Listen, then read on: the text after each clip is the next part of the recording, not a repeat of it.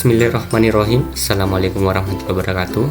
Anak-anakku sekalian, sekarang kita masuk ke pertemuan keempat. Nah, sama seperti pertemuan sebelumnya, silakan dulu Anda masuk, gabung ke kelas Anda, kemudian klik tugas kelas.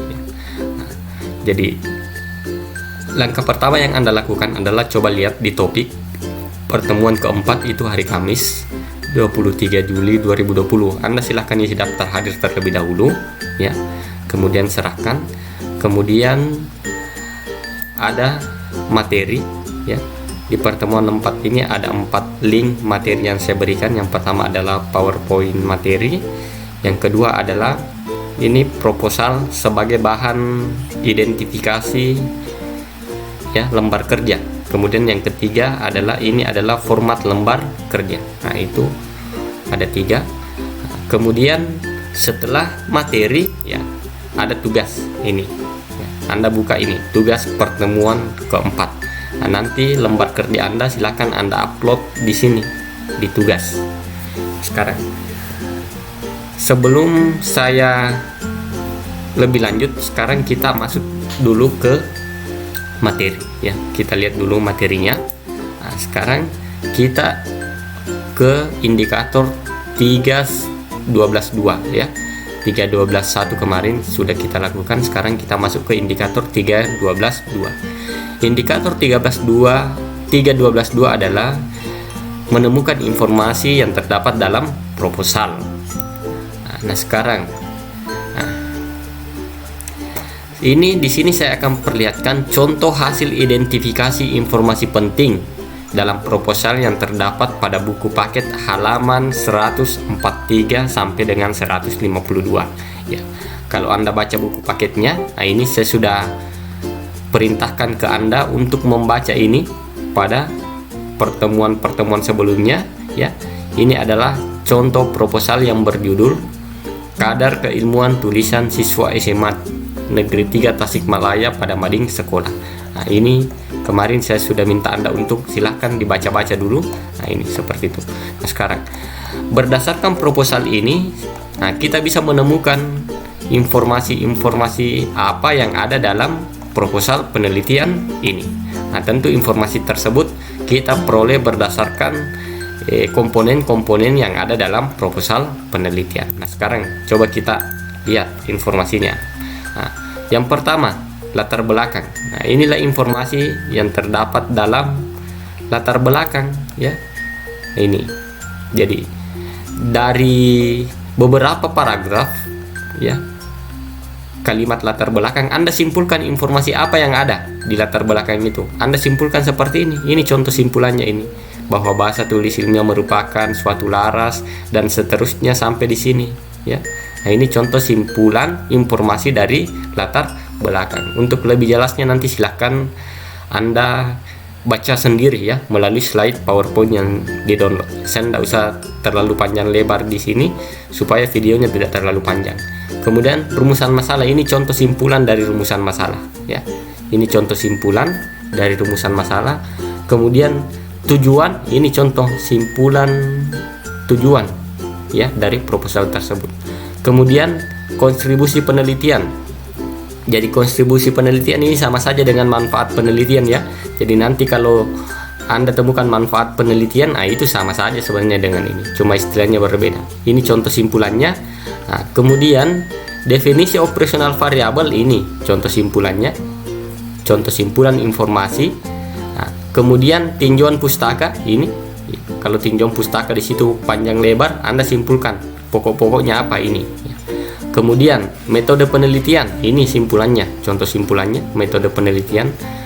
Jadwal pelaksanaan, ini simpulannya ya. Kalau di situ dia sajikan dalam tabel, Anda simpulkan dalam bentuk deskriptif ya, bahwa itu dilaksanakan ternyata selama 10 bulan dari bulan Maret sampai dengan Desember. Rencana anggaran, ini simpulannya bahwa ternyata kebutuhan anggarannya adalah 3 juta rupiah. Dan daftar pustaka ini ya, simpulannya ada buku cakrawala, kemudian ada makalah sistem pengajaran dan lain-lain. Nah, itulah contoh simpulan informasi dari proposal yang ada pada buku paket. Kalau kita lihat ini di buku paket ini panjang sekitar 9 lembar. Nah, informasi yang kita temukan itu kita simpulkan, artinya kita mengambil pokok-pokok pentingnya. Nah, itu seperti yang telah saya contohkan di sini. Nah, sekarang kegiatan Anda adalah sebagai bentuk evaluasi.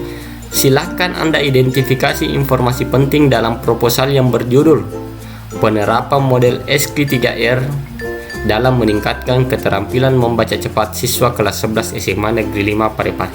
Sekarang, proposal yang Anda identifikasi itu saya sudah cantumkan di dalam Google Classroom ya. Ini dia.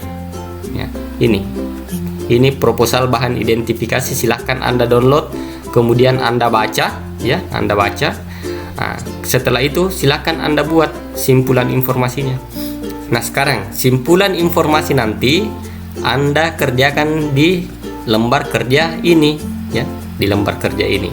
Nah, bagaimana isinya lembar kerja ini? Ini saya perlihatkan. Ini seperti ini nanti isinya. Jadi setelah Anda download atau Anda mau buat sendiri, silahkan, terserah. Tulis terlebih dahulu nama Anda, NIS, kelas, kemudian Anda isi ini seperti contoh tadi. Misalnya bagian latar belakang, simpulan informasinya apa? Nah, ini tadi kan simpulan informasinya ini ya. Nah, mana tadi ya? Nah, sekarang kita cari dulu ini ya. Misalnya latar belakang ya. Nah, ini simpulan informasinya ini dari contoh tadi ya. Nah, makanya ini ya, simpulan informasinya nanti Anda tulis ke bentuk seperti ini saja di Word. Nah, begini kan? Jadi nanti isinya seperti ini ya. Nah, ini contoh dari proposal yang ada di buku. Nah, sekarang nanti ini Anda isi berdasarkan proposal yang ini, proposal yang ini. Ini proposalnya ini. Penerapan model SV3R dalam. Nah, sekarang latar belakangnya silahkan baca, nah, silahkan simpulkan informasinya. Nah, kemudian masukkan ke sini. Begitu juga dengan rumusan masalah. Tujuan, manfaat itu tak sama kontribusi penelitian sampai dengan daftar pustaka. Jadi seperti itu nanti cara kerjanya. Jadi nanti ini lembar kerja yang telah Anda isi ya. Nah, silahkan Anda upload di tugas di sini. Ada di sini tugas pertemuan keempat. Silahkan dibuka. Nah, kemudian upload sama prosesnya ini, sama prosesnya pertemuan 3. Ada di situ tugas Anda sudah upload, sama prosesnya seperti itu, dibuka kemudian diupload ini. Kemudian nama file. Nah, nama file Anda tulis seperti ini sama kemarin. LK pertemuan 4. LK tanda hubung P.4 garis datar nama Anda ya. Ini saya tulis Musakir Damir. Jadi kalau Anda nanti tugas ini menandakan bahwa ini adalah lembar kerja pertemuan 4, tulis nama masing-masing. Itu adalah nama file.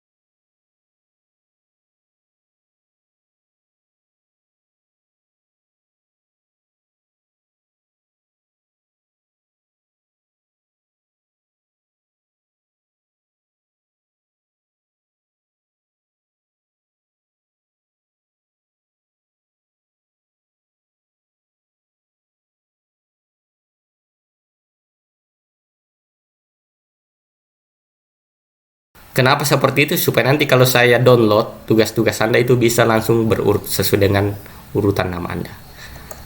Baik anak-anakku sekalian, untuk pertemuan ini ya, saya rasa cukup ya.